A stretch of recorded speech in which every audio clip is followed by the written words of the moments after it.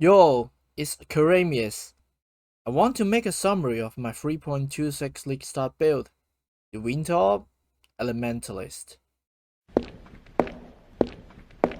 NANI?!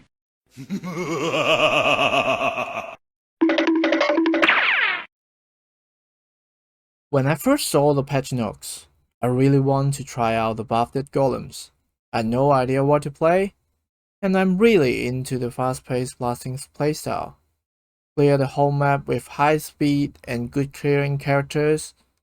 I was considering hero stacking PoE1 at first, but finally, I settled with Orb. Let's talk about the powerful Golementalist first. The buffed golems are really insane.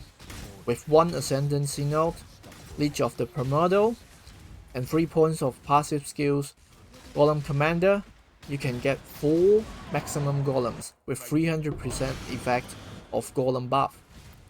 In addition to the buff of golems in 3.26, you can choose any 4 suitable golems for your build with almost no investment. In my build, I'm using Flame, Stone, Lightning, and Chaos Golems. For level 20% quality gems, they provide the following stats: 87% increased damage, 60% increased AoE, 315 life regen per second, 60% increased defense, 30% increased attack and cast speed, 54 mana regen and 48% damage over time multiplier, and 51% chaos resistance. They are really insane for almost no investment. They can carry any character with any skill throughout the campaign. By the way, just want to mention the new golems tag this league.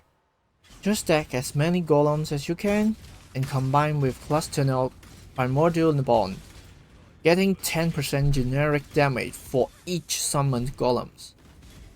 So you can increase maximum number of golems by just using any golems of hold, Anima Stone, the Primordial Chain, and the new unique, the Dark Monarch, which double your maximum number of golems. You can get up to 18 golems or even more. For 18 golems, you can have 180 generic damage for each Primordial Bond node. You can stat it from the Minion Large Cluster or the Megalon Maniac. So, you can make any skill viable with this setup. This is the new golem stacking tag. But I'm not doing so this for my build, as Winter Obstacle target also need lots of AoE to shotgun. To scale the damage, Power Charge stacking is much more suitable. Let's quickly talk about how I league start this character. Level up using the Freezing Pulse at first, and then swap to Winter Orb at level 28 by using the early golem setup mentioned before. I easily complete the campaign. Then using Bitter Dream, Lights of the Lunaris, and Carcass Jack. And then we can carry it throughout all the maps to the tier 16. Need no 5 or 6 link for that. Then swap to the current power charges stacking setup. Let's talk about the single targets of Winter Orb. Winter Orb will use GMP to increase the number of projectiles, then shotgun the projectiles with large area of effect. By the way, increasing the number of projectiles more than 5 of them will not directly increase the overlap damage, as it will spread outwards on a straight line. 2.8 meters radius is the sweet spot for shotgunning. It average overlaps 4.1 projectiles per cast. You can find the overlap analysis from the Reddit post. Please refer to the link in the description below. The most difficult part is to reach sweet spots of 2.8 meter radius after activating convergence, which lost 60% AoE.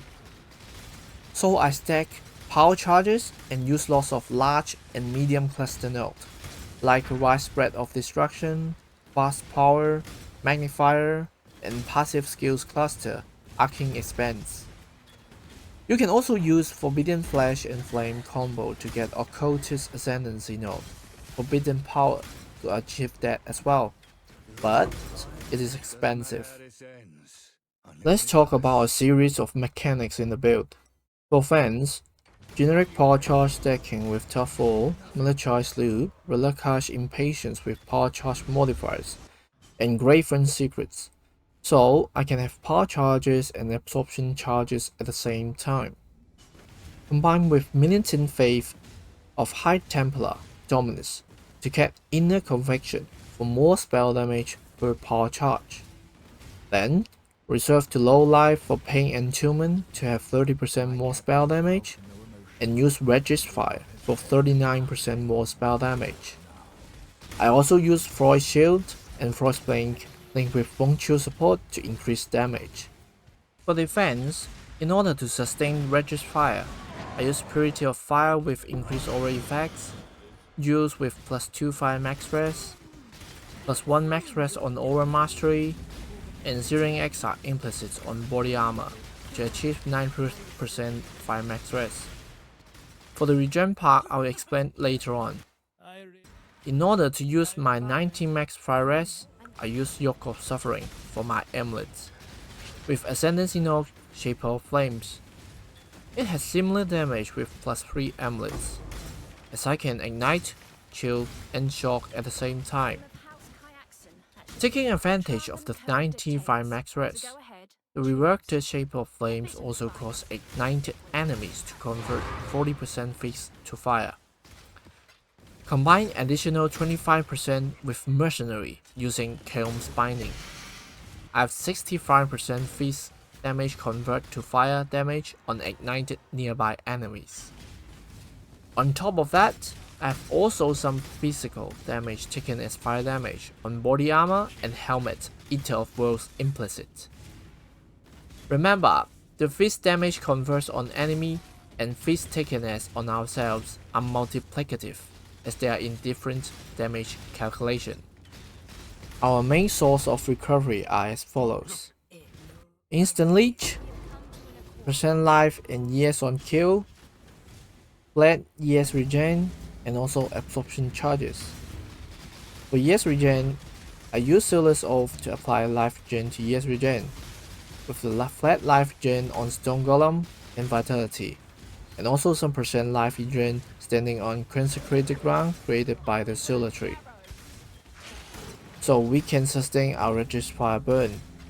For Leech, I'm using Cluster Note Doryani's Lessons for Life Leech, and Passive Skill Cluster Light Eater for ES Leech and Instant Leech Mastery. We have also some passive skills notables: Soul Thief for % ES on kill, and the unique ring Death Rush for % life on kill and Adrenaline on kill. The Bell's Graven Secrets also provides absorption charges as a recovery method. Lets us recoup some of the taken elemental damage as ECS as well. That's some quick introduction for the mechanics for the build. Let's go to the usual Minotaur mapping showcase.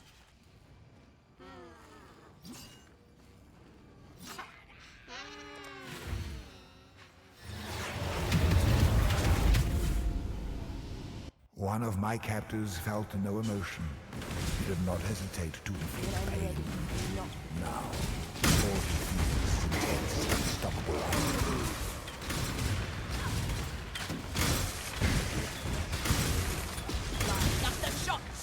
You only get one first impression. Try not to ruin it. My time is precious. Don't waste it. Let's not drag this out. If it means that much to you, it's fine.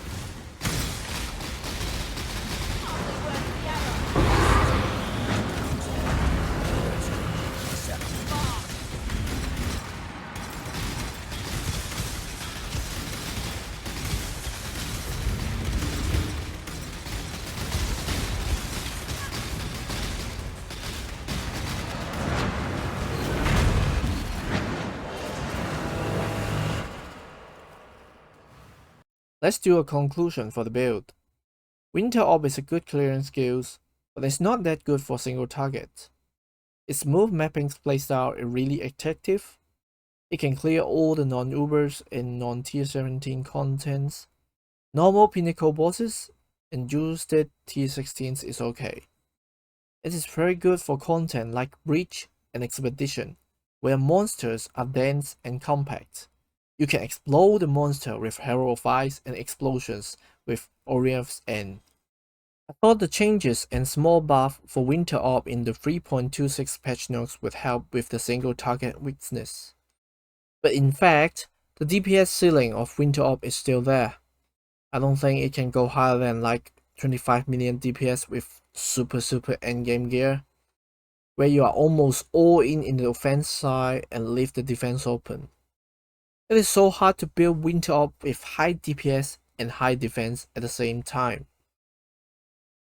And also, the investment and return for the skill does not worth it. You can find better use of those gear with a better skill. This build have okay but not good defense, mainly good recovery. If you are not dead after hitting by 1 or 2 shots, you can recover pretty fast. Recovery on kill, instant leech, and some yes regen and absorption charges are good recovery. Physical taken as fire and physical convert to fire also help with the physical mitigation. But with around 1k life, with 30% chaos damage not passing through yes, is still extremely weak to chaos damage. You can use coruscating elixir to stop the chaos damage pass through yes, but I can't find a comfortable way to sustain the flash uptime without sacrificing lots of DPS. I find out damage and more damage can freeze monsters longer and kill them faster. Maybe offense is the best defense. I'm really looking forward to any buff to Winter Orb, but it seems very unlikely, as GGG tends to keep the DPS low for lots of fast-paced clearing skills like BV and Winter Orb. They require a lot of investment to feel good nowadays. For Winter Orb, it is AoE, cast speed, projectiles, movement speed, mana sustain, etc. And this will be the end for this character, at least for now. I'm planning to build a new character for harder content with better single target DPS and defense. I've already freely crafted and made a POB for the character. I think no one have done a similar build before. If you are interested, please consider subscribing and don't miss the next video. I may also resume streaming randomly from time to time. This is the end of the video. Please consider leaving a like and subscribe our channel for more PoE1 content. See you soon, Exile.